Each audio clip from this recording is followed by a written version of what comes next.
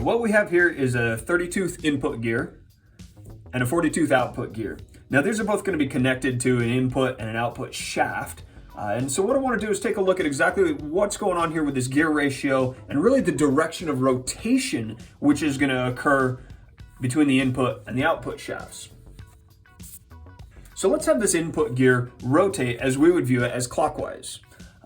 And so when we look at the output gear, I want to figure out exactly which way this is going to be traveling. Now if we take a look at the line of action between these two gears, that is the line along which the two gears touch.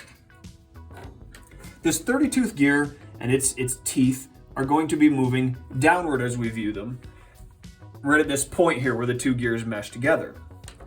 What that means is the 40-tooth gear is going to have to be moving downward, right here where the two gears mesh as well. Remember, along the line of action, two gears which are meshed together share tangential quantities. That means they're both going to be traveling in the same direction.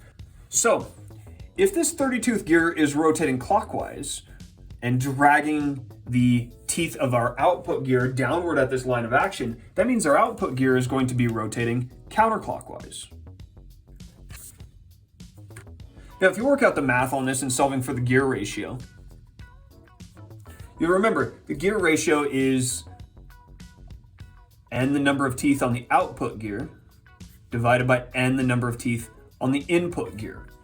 Well, in this case, that's simply going to be 40 over 30, or 4/3, or we could express that as a decimal as 1.3 repeating.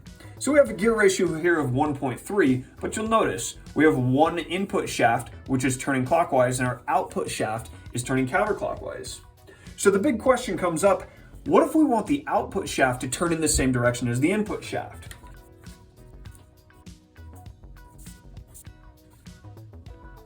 Okay, in order to solve this issue of having these two different shafts, the input shaft and output shaft, turning in different directions, if we want them to turn in the same direction, we add what's called an idler gear.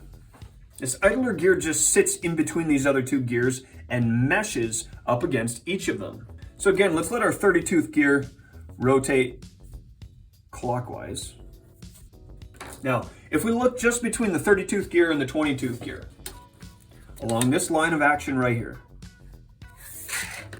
you'll see this 30-tooth gear is going to be moving down right at the line of action, and that in turn is going to drag our 20-tooth gear downward right here. So ultimately what we'll see is our 20-tooth gear is going to rotate counterclockwise. This is no different than the 40-tooth gear up here. It's rotating counterclockwise in the opposite direction of the gear against which it is meshed. Now, when we look on the other side of the 20-tooth gear, along this other line of action, there's two lines of action here because there's 2 points where the gears mesh together. Looking over here, this 20-tooth gear is rotating or moving upward. So as the teeth on this 20-tooth gear move upward, they're going to drag the teeth of our output gear upward as well. Well, if the teeth of the output gear are moving upward here, you'll see the rotation of this 40-tooth gear is going to be clockwise. So what we've done here is we've inserted an idler gear in between these other two gears, and what it's done is it's caused the direction of the output shaft to be reversed. Now let's take a look at what this does to gear ratio. First, I want to look just at the gear ratio between this 30-tooth gear and this 20-tooth gear. Again, gear ratio is just n out over n in. So we're going to have an output. Now I know the actual output in this situation is 40 teeth, or the 40-tooth gear, but I'm just looking at this combination of gears right here, the 30 to the 20. So the output in this case is the 20-tooth gear. The input is the 30, and that's going to give us a gear ratio of 2/3. Looking at the gear ratio between the 20-tooth gear and the 40-tooth gear, we're just working our way down the line here.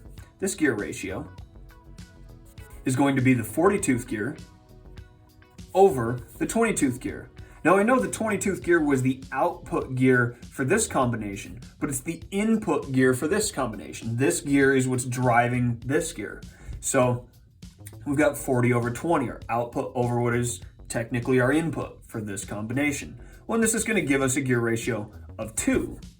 So we have 2 gear ratios here. We've got this gear ratio of 2/3 and then this gear ratio of 2. Now the fact is, when we have gears in a line like this, to get the total gear ratio, all we do is we multiply together our 2 gear ratios. So the total gear ratio is simply going to be 2/3 multiplied by 2. That's going to be 4/3, also known as 1.3 repeating.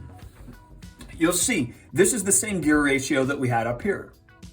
The only difference being we've shifted or reversed the direction of rotation on our output gear and our output shaft.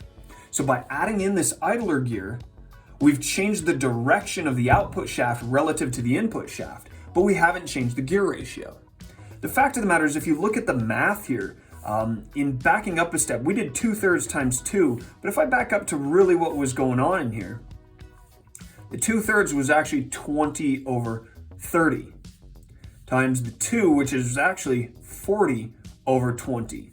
Well, look at this 20. It shows up in 2 spots here. The 20 teeth being the output on one gear combination and the input on the other is effectively canceling itself out. And what we find is, in reality, we could put any gear with any tooth count in here, and that would act as an idler gear without affecting the gear ratio from start to finish. So the takeaway from this is, when we're dealing with an idler gear, we don't actually have to bring that idler gear into our calculations. We can look exclusively at the input and output gears, and we don't have to worry about the tooth count of that input gear. So, in short, we can use an idler gear to reverse the direction of rotation on an output shaft, and the tooth count of that idler gear is actually irrelevant in our calculations and does not affect the gear ratio.